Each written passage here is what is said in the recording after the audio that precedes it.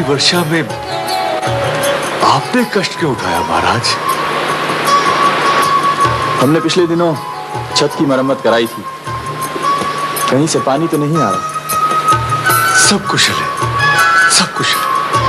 और जो हमने मंदिर के लिए वजीफा खास मुकर्रर किया है, तो पूनिया जी उसे वक्त पर भेज रहे हैं। महाराज, वो तो समय से पहले ही भेजते थे। और कोई और शिकायत है तो बताइए। इतना ध्यान तो कभी राजा कृष्णा ने भी नहीं किया महाराज। मुझे तो यूं लग रहा है जैसे भक्तों को छत देने के लिए देवता स्वयं बारिश में भीग रहे। राजमाता महारानी लक्ष्मा, महारानी देवा पधार रही है।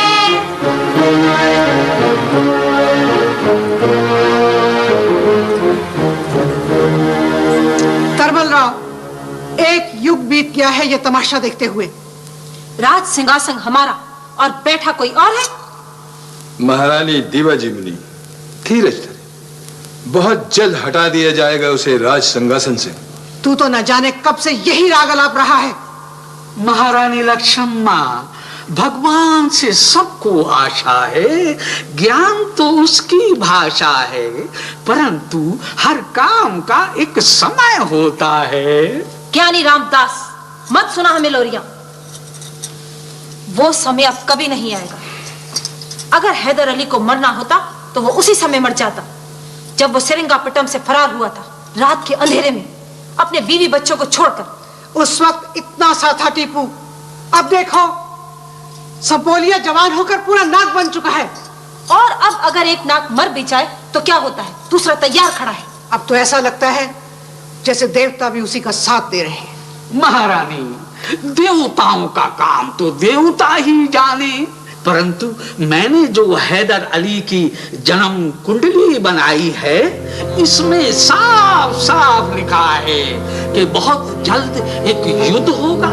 हैदर अली को बेड़ियां पहनाई जाएंगी और फिर उसे कत्ल कर दिया जाएगा।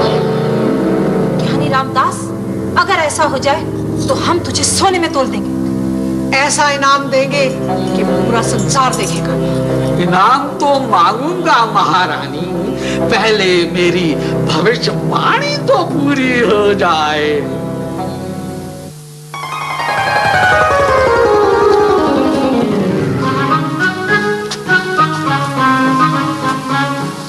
आपने हमें याद फरमाया नवाब बहादुर।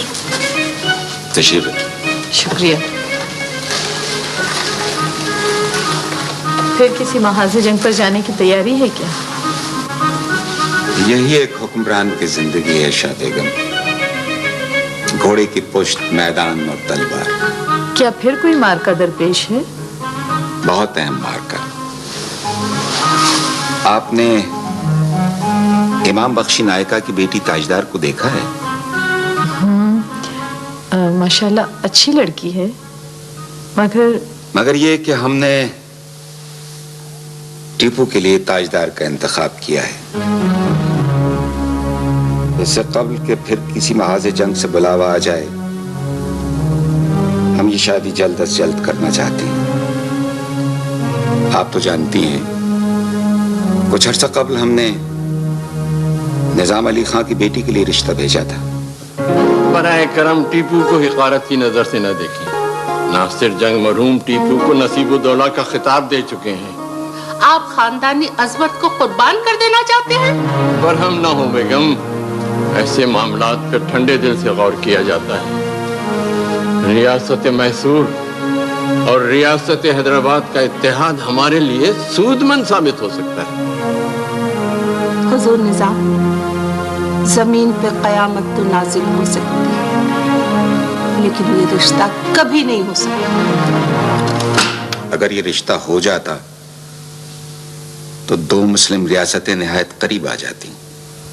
पिछली बातें दोहराने से क्या फायदा? क्या बात है शाह बेगम, आपको इस बात से खुशी नहीं हुई? हमसे ज्यादा खुशी और किसे होगी? मगर दुख इस बात का है कि आपने फैसला करने में बहुत जल्दबाजी से काम लिया है। शाह बेगम,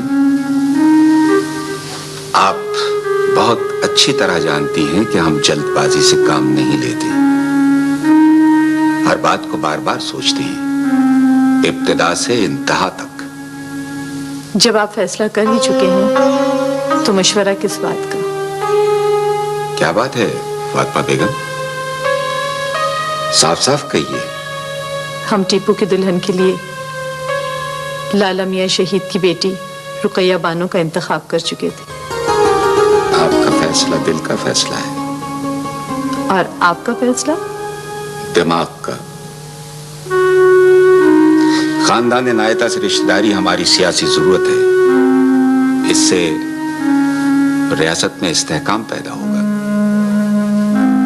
शादी सियासी जरूरत नहीं होती नवाब बहादुर, इससे जज्बात का तवाजुन बिगड़ जाता है। फातिमा बेगम, हमसे नाराज होकर तो न जाइए। हम क्या, हमारी नाराजगी क्या?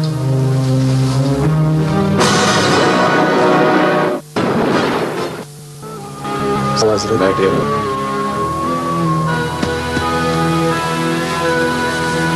बेटे, आज मैं तुमसे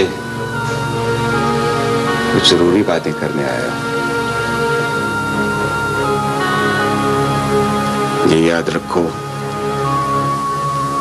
कि इक़्तिदार कायम रखने के लिए कलम की नहीं तलवार की जरूरत होती है। तुम्हारी तलवार की धार जितनी तेज होगी, दुश्मनों की गर्दनें उतनी ही कमजोर होती जाएंगी। आपके तजुर्बे की रोशनी हमेशा हमारी रहनुमा रहेगी। जो लोग तलवार रख देते हैं, उनसे कलम भी छीन लिए जाते हैं। ये बात कभी फरामोश न करना कि मदरसों और कुतुबखानों की हिफाजत भी तलवार ही करती है। हम इस हकीकत से बेखबर नहीं बाबा हजरत। सुल्ताने मौजम तशरीफ ला रहे हैं।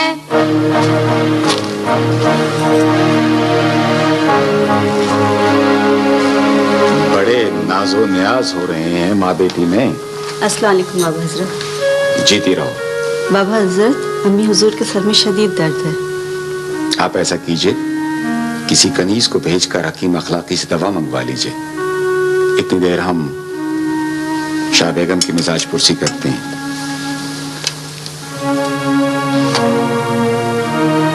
शाह बेगम, आपने तो एक दिन में अपने आप को बरसों का बीमार बना लिया। आप एक दिन की बात करते हैं, जलजला तो एक लम्हे में ज़ेरो सब्र कर देता है। हमें जहां तक याद है, हमारे किसी फैसले से आपने इख्तलाफ नहीं किया। अब भी नहीं करेंगे। दिल का फैसला रुकैया बानो की तरफ है और दिमाग का फैसला ताजदार बेगम की तरफ। ये तो हालत जब्र है। इससे ज्यादा हमें अपने आप पर इख्तियार नहीं। तो फिर ऐसा कीजिए, हम आपके दिल का फैसला मान लेते हैं, आप हमारे दिमाग का फैसला तस्लीम कर लीजिए। हम कुछ समझे नहीं। दोनों निकाह एक ही रात में होंगे। रुखसती पहले ताजदार की होगी। हमारे फैसले से टीपू को आगाह कर दीजिए। यहाँ भी जीत आप ही की हो, और क्यों ना हो। नवाब बहादुर, नवाब बहादुर। हमारी जीत भी आप ही की जीत है। शुक्रिया। फतेह अली, मेरे करीब आओ। उस्ताद मोहतरम, आपने याद फरमाया।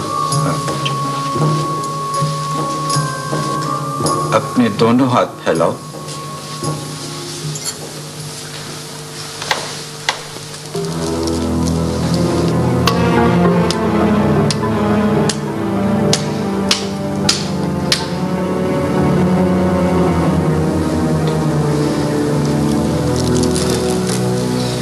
अपने दोनों हाथ नीचे कर लो।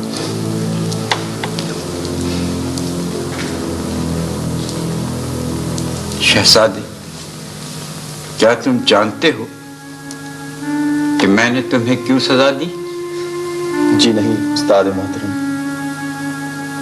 तुम्हारी कोई खता नहीं थी, मगर फिर भी मैंने तुम्हें मारा।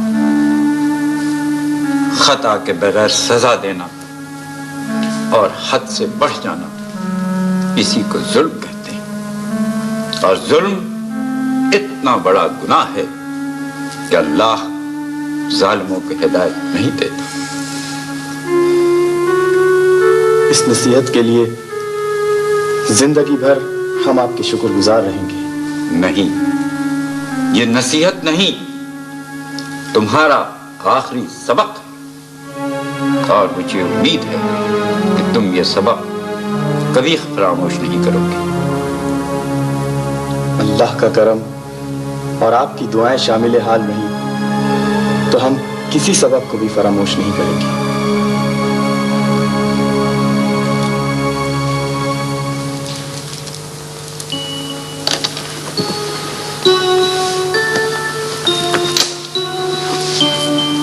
नजर सुल्तानी पेश करने के लिए इस फकीर के पास इस मामूली कपड़े के सिवा कुछ नहीं।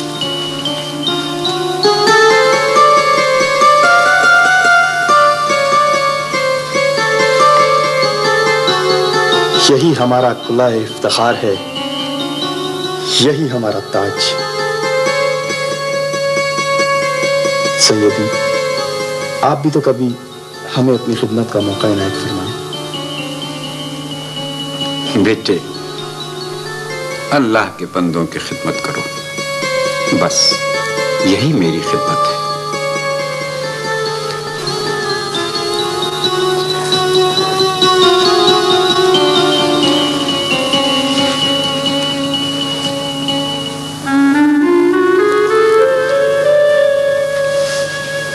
सदा रहे नाम अल्लाह का, सदा रहे नाम अल्लाह का।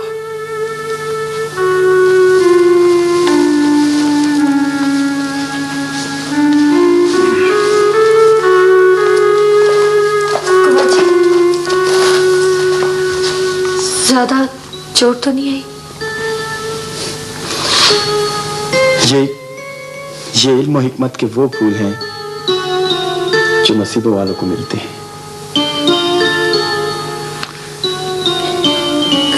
कुंवर जी, क्या बात है सरिता? आज के बाद तो आप आएंगे नहीं। मुझे आपसे कोई काम पड़ गया तो मंदिर की किसी दासी को भेज देना। मैं तो खुद दासी हूँ, मैं कैसे भेजूंगी? तो फिर तुम खुद चली आना। तुम्हें राजमहल में आने से कौन रोकेगा? कुंवर जी,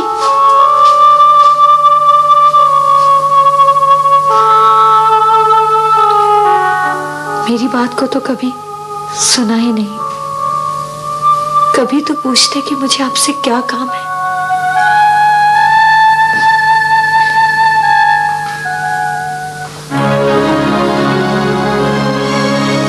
कुछ भी हो इमाम साहब, ये रिश्ता मुझे मंजूर नहीं है। कहाँ हम, कहाँ हैदर अली? भाई साहब, नवाब बन जाने से इंसान खानदानी नहीं हो जाता। हम अरब हुक्मरानों की औलाद और वो एक मामूली सिपाही जिसे वक्त की गर्दिश ने ताजे शाही पहना दिया। बदरुज़्ज़मा, मत करो ऐसी बातें, मत करो कि मुसलमान हजारों टुकड़ों में तकसीम हो जाएं। मुंदरिस में क्या हुआ था जानते हो? कुछ खबर है कि मुसलमानों के 800 साला इख्तिदार का खात्मा किस तरह हुआ था? कुछ अंदाजा है?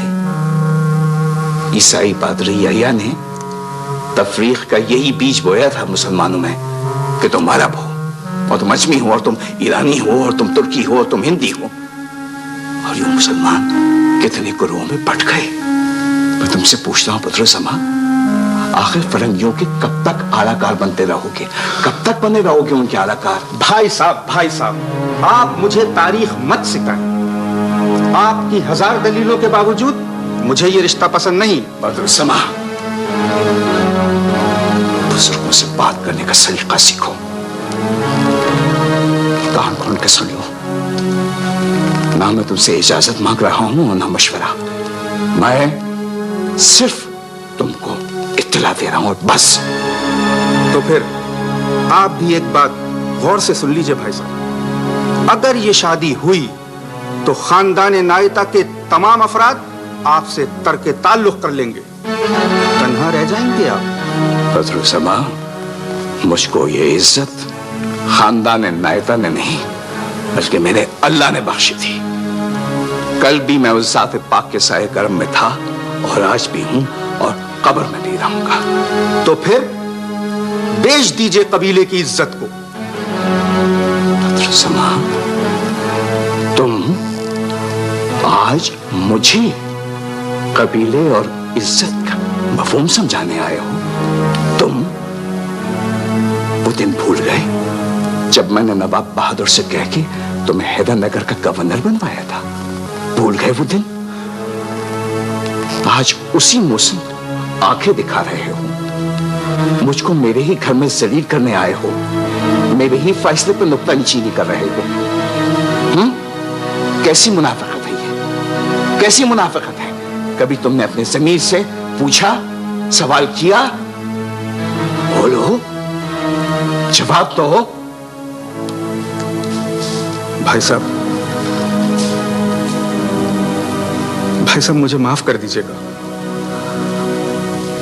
कौमियत के नशे में थोड़ी देर के लिए मुझे गुमराह कर दिया था। अजीजम, इस नशे को अपने सर से उतार दो और शुक्र करो उसकी नेमतों का कि आज हमारा सरबरा एक सच्चा मुसलमान है। अगर उसकी जगह कोई गैर मुस्लिम हुक्मरान होता तो क्या होते तुम? तो क्या होता हमारा?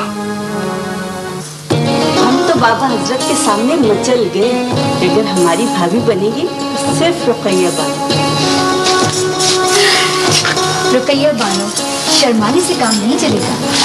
आपको शहजादी सुल्ताना का शुक्रिया अदा करना होगा। हम क्या कहें, हमारी तो ज़बान ही साथ नहीं दे रही। सुन रही हो ज़ीनत जहां? हाँ, इतना बड़ा जुमला तो बोल दिया, मगर शुक्रिया का एक लफ्ज़ भी ज़बान से नहीं निकला।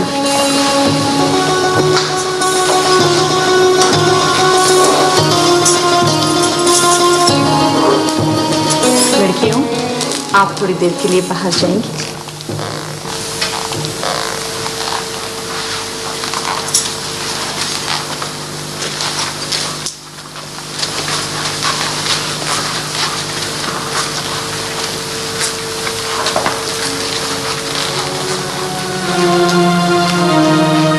बैठो बेटा।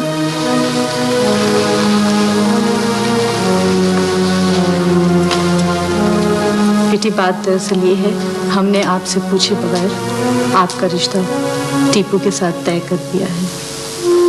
आपको कोई एतराज तो नहीं?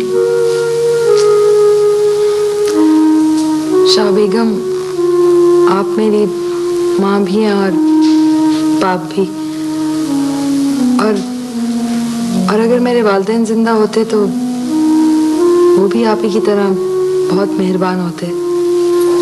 जीती रहो बेटी।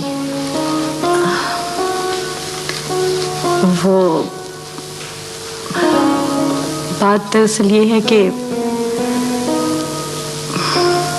नवाब बहादुर ने टीपू के लिए इमाम बख्शी की बेटी ताजदार का इंतखाब किया है, और एक बीवी के लिए सबसे मुश्किल मरहला ये होता है कि वो दूसरी औरत का वजूद हंसी खुशी बर्दाश्त करे। आप मुतमईन रहें शाह बेगम, हम कभी भी हर्फ शिकायत जुबान पर नहीं लाएंगे।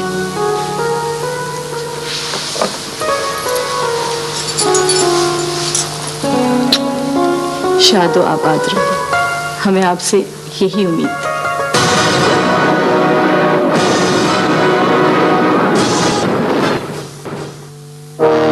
कुदरते परवरदिगार जगाने रोज का अमृत पे आफ्ता नब्बा इब्न नब्बा फखरे ज़मीनो ज़मन शहंशाहे दकन हुजूर पुरनूर निज़ाम अली खान जलवा अफरोज हो रहे हैं।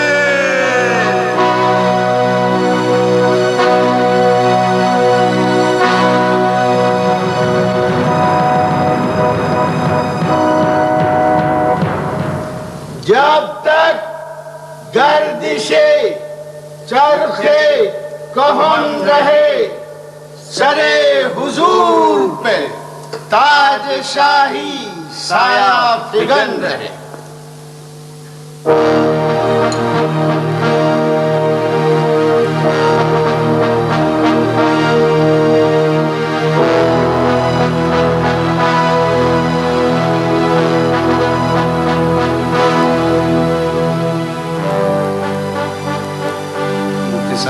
तशरीफ लाइए।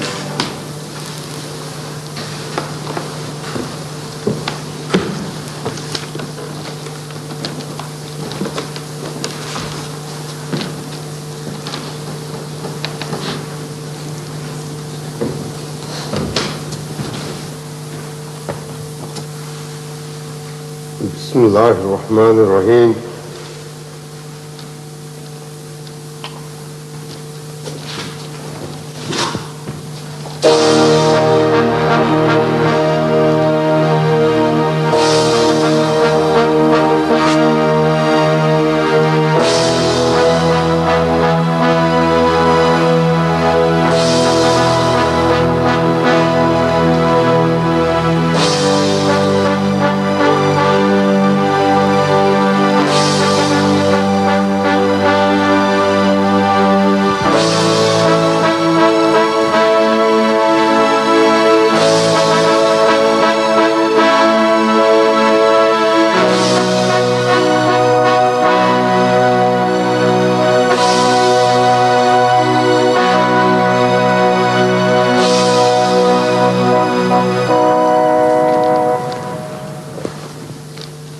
बिस्मिल्लाहिर्रहमानिर्रहीम।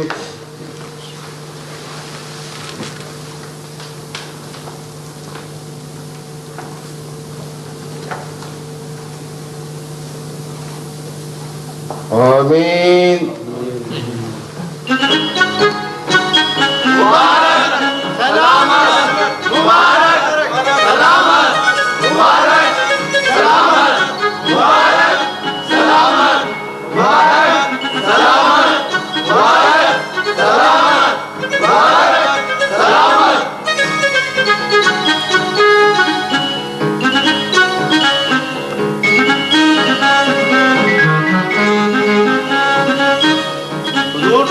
नजराने पेश करने की इजाजत दी जाए।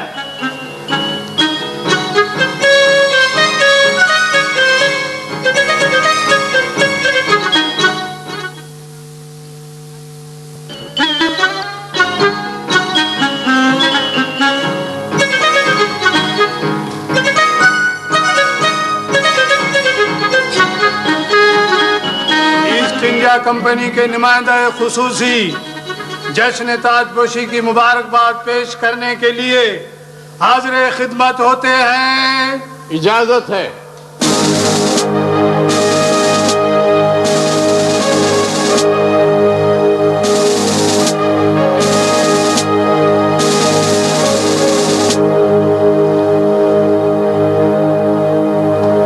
Congratulations, Your Highness, been Nizam Ali Khan. तुमको भी मुबारक हो। ईस्ट इंडिया कंपनी बहादुर सर मनरो की तरफ से।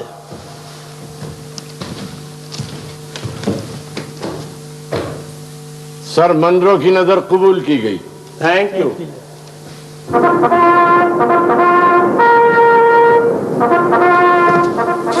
मनरो को लिख दो कि कंपनी बहादुर उसके काम से सेटिस्फाई नहीं है। सर उसने अपने पिछले खत में लिखा है कि वो निजाम अली खान से दोबारा इत्तेहाद की कोशिश कर रहा है। बहुत देर हो रहा है, वो कचरे की चाल चल रहा है। हम शेर का शिकार करना चाहता है और वो गीदड़ मार रहा है। Yes sir. चलो शिवट, तुमको मालूम जब से हैदर अली ने कर्नल ओट को डिफीट किया है, कंपनी का स्टॉक गिर रहा है day by day. Governor general बेहतर जानते हैं। अब तुम मन को क्लियर कट लिख दो कि अगर वो हैदर अली से बदला नहीं ले सकता है तो इस्तीफा दे दो। There is no way and this is first and last warning to him. Yes sir. You may गो।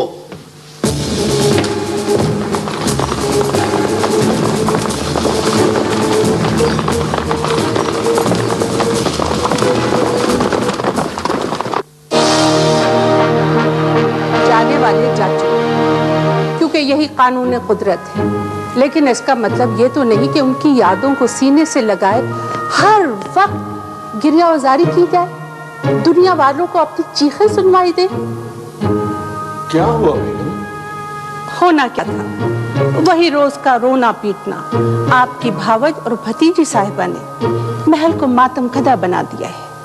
हुजूर नवाब, ऐसा कीजिए इन दोनों माँ बेटियों को दूसरे महल में मुंतकिल करते। मेरे तो कान पक गए हैं और दिल भी। आप परेशान न हो बेगम, ताजा ताजा जख्म है, दिल पर चोट पड़ती है तो आवाज भी पैदा होती है। हम समझा देंगे सईदा खातून और हमीदा। नहीं, आप वहां नहीं जाएंगे। अरस्तु जा, आप जाके उन दोनों को समझा दे। जो हुक्म बेगम साहिबा।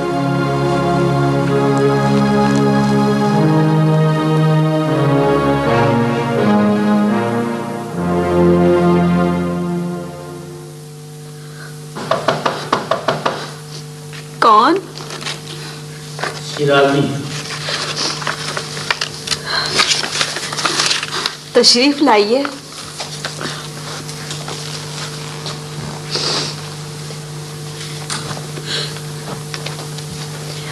शिराजी, ये खत हैदर अली नवाब बहादुर तक पहुंचा दे। मुतमईन है मलका मुअज़्ज़मा, ये खत शिराजी की जान के साथ है।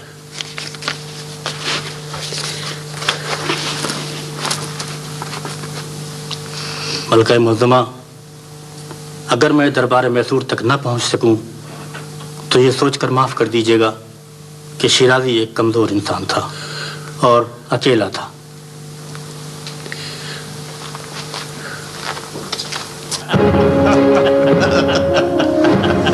थैंक यू योर हाइनेस, बहुत लजीज खाना था, वेरी टेस्टी।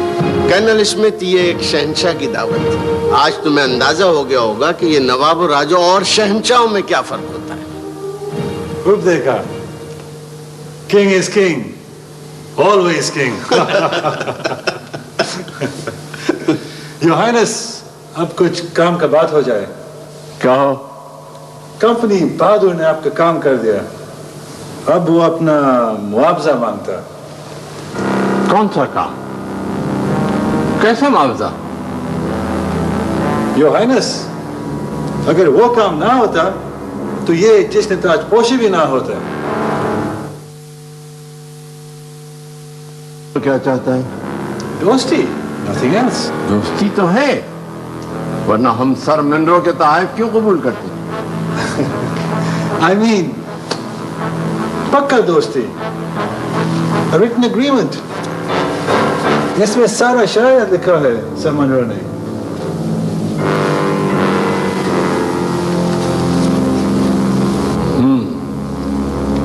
मां बदौलत इसे मुलाहिजा करेंगे और अगर जरूरत महसूस हुई तो ईस्ट इंडिया कंपनी के साथ तहरीरी माहिदा भी करेंगे। जरूरत है योर हाइनेस, जरूरत है।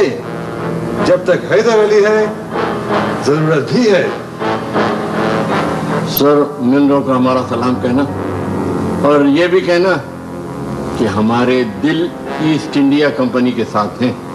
ओनली दिल नहीं, तलवारें भी, your highness. Thank you very much. Thank you. Goodbye. Good bye.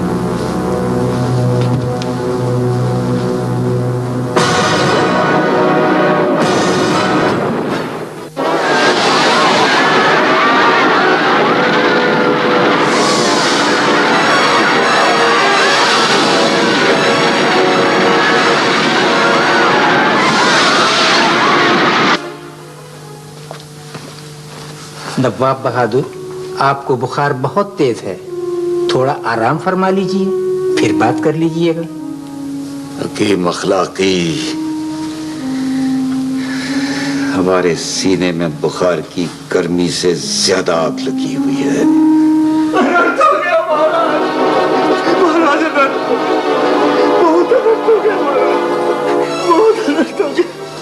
पंडित कृष्ण मुरारी,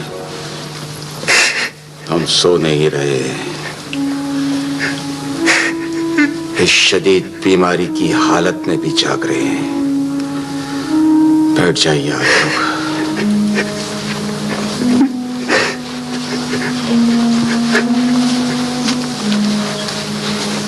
महाराज,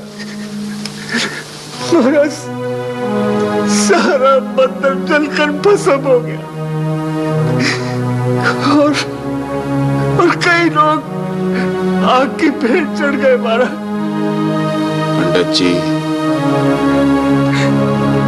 साधु संतों के बकौल दिल भी एक मंदिर है, इसीलिए ये आग यहां भी लगी हुई है। हम सब जानते हैं नवाब बहादुर, आपने हिंदू मुस्लिम में कभी कोई भेदभाव नहीं बरता। कितने मंदिरों और पाठशालाओं को भेंट देते हैं। पूरा मैसूर जानता है कि देवन हिली के मंदिर को आपने क्या कुछ नहीं दिया। वो हाथी दांत का बना हुआ अनमोल शंख, सारे हिंदुस्तान में उस जैसे शंख मुश्किल ही से मिलेंगे। ये सब आप ही का दान और दया ही तो है महाराज। कृष्ण राव, महाराज, हमने तुझे अपनी तारीफ के लिए नहीं बुलाया है। तुम महलाते शाही का दरोगा है और मंदिर भी इसी की हुदूद में आता है। ये बताओ कि मंदिर में आग कैसे लगी? तलाराम जी, तू कलादार है, मंदिर की हिफाजत तेरा फर्ज था। क्या तू भंग पीकर सो गया था? नवाब बहादुर, सेवक बहुत शर्मिंदा है। शामिया, महाराज, हमने तुझे महकमाए पुलिस का अफसर आला बनाया था ताकि तू लोगों के जानो माल, इज्जत व आबरू और उनकी इबादत गाहों की हिफाजत करे। खूब हिफाजत की तूने।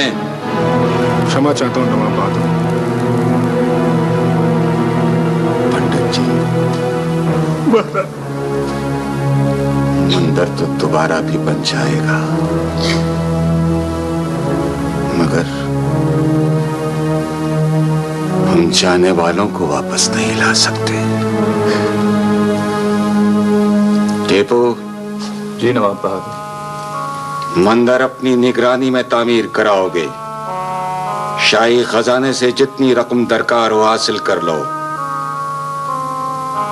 वो लोग जो मर गए हैं उनके खानदानों को मुआवजा अदा करो और जो बच गए हैं उनको मुलाजमतें फराहम करो।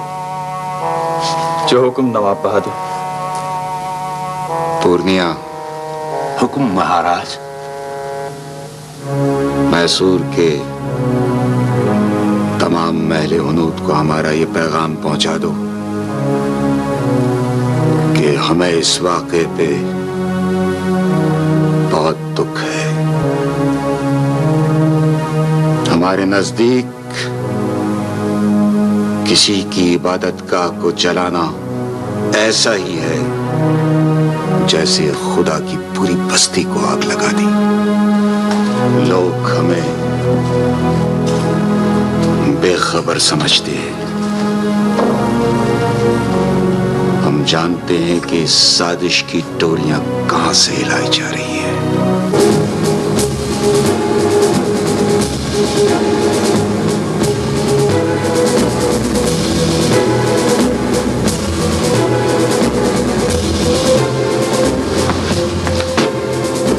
Mubarak ho, Sir Hector, Mubarak ho. We have achieved complete success in our mission. क्या बात है सर हेक्टर? आप क्या कोई खुशी नहीं हुआ? हम कैसे खुश हो सकते? गवर्नर जनरल वॉरेन हेस्टिंग का खत आया हुआ है, वो हमसे सेटिस्फाइड नहीं है। ओहो, परेशानी का इसमें क्या बात है? गवर्नर जनरल ये चाहता है कि हम हैदर अली पर अभी हमला कर दें। कैसे कर दें? शेर के मुंह में अपना सर दे दें। हमने नासिर जंग को कत्ल करवाया, निजाम अली खान को हैदर अली के अपोजिट खड़ा किया, मैसूर के मंदिर में आग लगवाया, हिंदू को मुसलमानों से लड़वाया, ग्राउंड बना रहा है। फिर भी हमसे गवर्नर जनरल सेटिस्फाइड नहीं है। Don't worry sir Hector Munro, governor general को आप अपना पूरा प्लानिंग लिख दो। लिखने से काम नहीं चलेगा, मुझे पर्सनली कलकत्ता जाना पड़ेगा। What do you say, general? Yes, sir. You are absolutely right. हमें तो लगता है कि ये आग हैदर अली ने खुद लगवाई है और अब हिंदू प्रजा को खुश करने के लिए दोबारा मंदिर बनवा रहा है, दान पुण्य कर रहा है, दोनों हाथों से यूं धन लुटा रहा है जैसे खजाना उसके बाप का। नहीं महारानी, ये खुला हुआ आरोप है। हैदर अली मुसलमान सही, पर दिल का बड़ा दयालु है, वो ये नहीं कर सकता। ज्ञानी रामदास, हमें तो लगता है कि तू हैदर अली से मिल गया है। महारानी खूब जानती हैं कि मैं किसी के आगे हाथ नहीं फैलाता। हाथ नहीं फैलाते, अफवाह तो फैला सकते हो। मैं समझा नहीं। ज्ञानी, मैसूर के लोग तेरी बहुत सुनते हैं। तू चुपके चुपके उनके कानों में ये बात डाल कि मंदिर में आग हैदर अली ने खुद लगवाई थी। नहीं महारानी, ये काम करमल राव ज्यादा अच्छा कर सकता है। खूब आग लगाएगा, जय जगदम्बे। ये पागल है महारानी। करमल राव, मगर तू तो पागल नहीं है। हाँ, लेकिन अब मुझे लगता है कुछ करना ही होगा।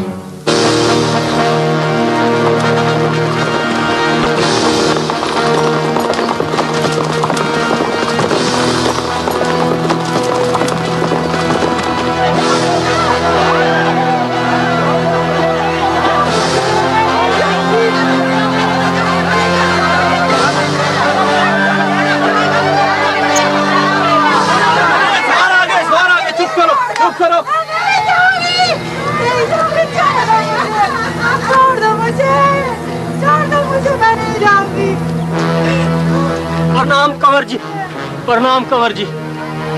ये कैसी आवाजें हैं सरिता?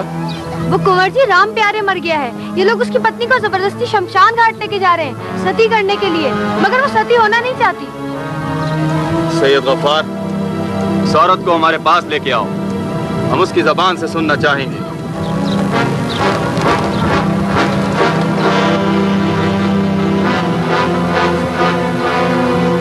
राम राम राम राम, इसे जलना ही होगा कंवर जी, हमारे धर्म की रीत है।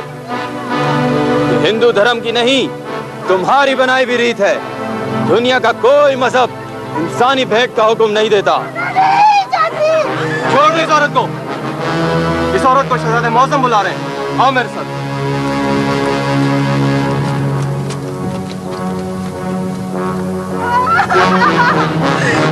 मुझे भगवान के लिए छोड़ दो, मेरे बच्चे।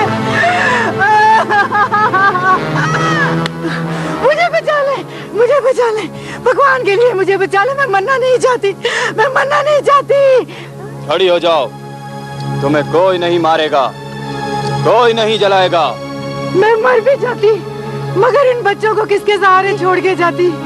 इनको रोटी खिलाने वाला तो मर गया है। अब अगर मैं जल भी जाती हूँ तो इनकी दादी को पेट डालेगी। कहाँ है इनकी दादी? प्रणाम कंवर जी। तुम्हारी बहू को कोई सती नहीं करेगा, ये हमारा हुक्म है। तुम हमारे पास आना, तुम्हें और तुम्हारे बच्चों को रोटी देना हुकूमत की जिम्मेदारी है। चुक जियो मेरे पालनहार। खड़ी हो जाओ, पालनहार सिर्फ अल्लाह की जात है। प्रणाम करो कंवर जी को। प्रणाम कंवर जी।